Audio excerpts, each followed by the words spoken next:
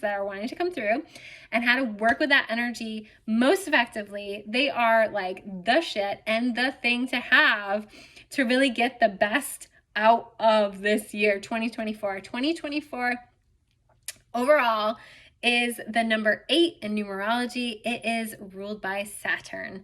If you look at the number 8, right?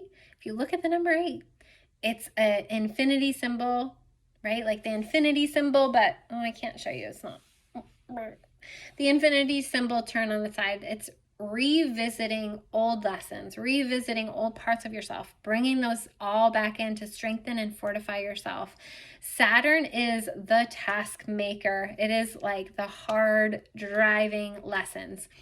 And it is hard work. And so for those of you that are just hard workers and have been pushing and like making stuff happen in your life, this is the year where you get to come back to receiving and getting from what you've been giving. And if things feel out of balance in your life, you want to come back into balance by giving, by offering, by using your time and energy to give to others in different types of ways instead of being really stingy about it or wasting your energy and time on your screen or different things, right?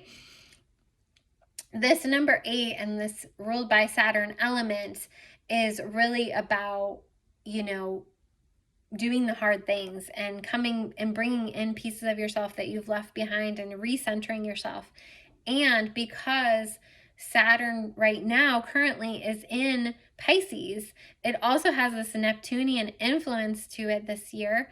And it really is important to come back to your center and know and trust your inner voice and your inner knowing, because there's a lot of noise out there and that's going to get even louder this year. The other thing to note about, Neptune and this number 8 and Saturn is the other thing that's happening this year is there's a lot of Martian energy, a lot of Mars energy, a lot of aggression energy. And for the last several years, people have been stuffing their emotions. They've been feeling fear. They've been feeling hurt. They've been feeling lack. They've been feeling all types of feelings. And for those people that don't know how to be with their feelings or alchemize their feelings or sit with themselves and sit with their feelings, a lot of times what happens is those people only feel safe expressing anger. And we're going to see a lot of anger played out this year. And some of that anger is necessary for us to move forward in new ways. And like for people to be activated in their anger is necessary. However, we're going to see a lot of nonsense also. People not being in their center, not coming from their heart when they are angry, being really disconnected. And therefore that causing a lot of violence, a lot of trauma, and just unnecessary stupidity. Let's just be real, okay? So learn how to be with your emotions. Learn how to process your stuff so that you can be a teacher to others by example. So that's something that's big this year. Okay, I'm going to go through kind of the biggest transits that I see. I'm not going to include the ones that are in this planetary planner because like the full and new moons, even though there's some really big ones, and the eclipses and Mercury retrograde, because that's all in this planner. And you can just get your planner through the link below or in my profile to have that. I have both the paper version and the digital version. One cool thing is when you order your year ahead reading with me, you automatically get a digital planner, which is really cool. So you'll just get that for free. So let's move on to like, if you don't want to get a year ahead reading, that's totally fine. And you just want to use the biggest kind of astrological transits to match it up to your natal chart and see what might be coming up for you, what you might have to learn from. Let's get into that, shall we?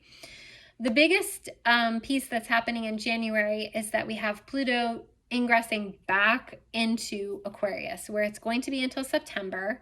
It'll retrograde back. This is like the slowest like seesaw, or like 2 steps forward, 1 step back, or 1 step forward, 3 steps back, whatever you want to say, energy that we've been dealing with is this Pluto. And for those of you like me who have planets or placements either at those end degrees of Capricorn or unluckily, at those beginning degrees of Aquarius, you're really feeling that. And you're really feeling when that ingress happens, depending on where you have placements. So if you have placements at that first degree of Aquarius, like January 20th, you're going to feel that, and it's going to mean things for you, right? And so just to be aware and understand that. And we're dealing with this energy for a long time into 2025, where we're going to have those first degrees of first degrees of Aquarius, Pluto in Aquarius, really activated and really causing a lot of different things to happen, unfolding. And, Pluto's that like digging energy. It's like pain to power. And some of us are in a lot of pain right now. So Pluto into Aquarius happens January 20th. It stays for good. Like it won't go back in November 19th of this year. So if you do have those end degrees Capricorn, you're looking to that end of November time frame as your freedom time. Okay. Another thing that's happening, we know that the eclipses I already talked about are in the planner, but I'm going to just say really quickly that the end of March, we have one in Libra, and in April, we have one in Aries. And that is the biggest like eclipse time of 2024 because they are both in sign.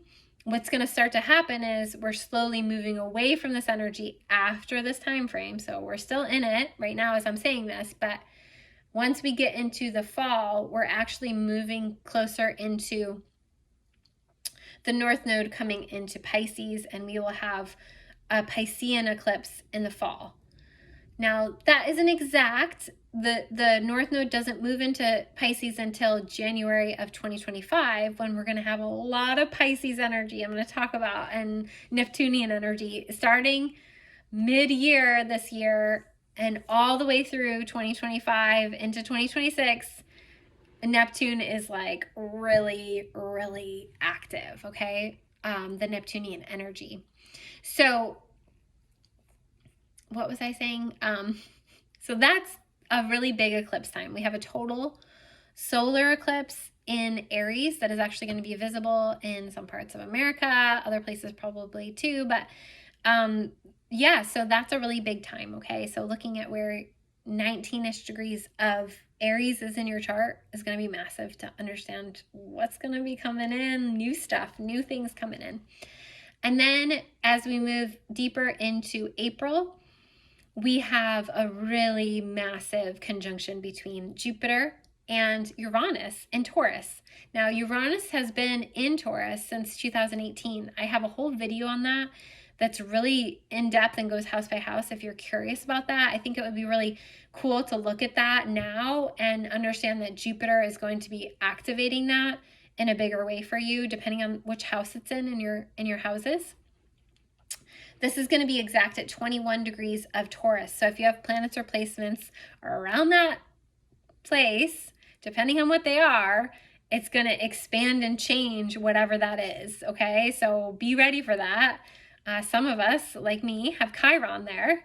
It's, it's like, okay, all right, we'll just see what happens. But Jupiter expands. Uranus is like the tower in Tarot, sudden changes, sudden shifts.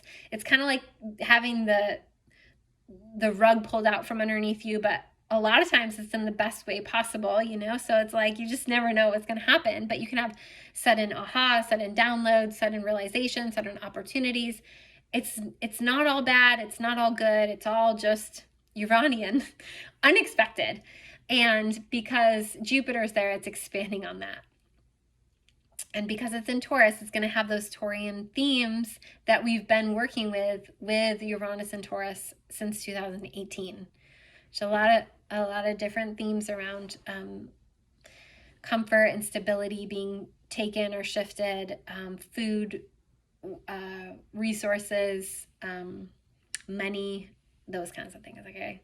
We've been in it. Yup. And then in May, Jupiter moves into Gemini. So that's really massive. That is also actually in the planetary planner, which you can get on my website in the link below.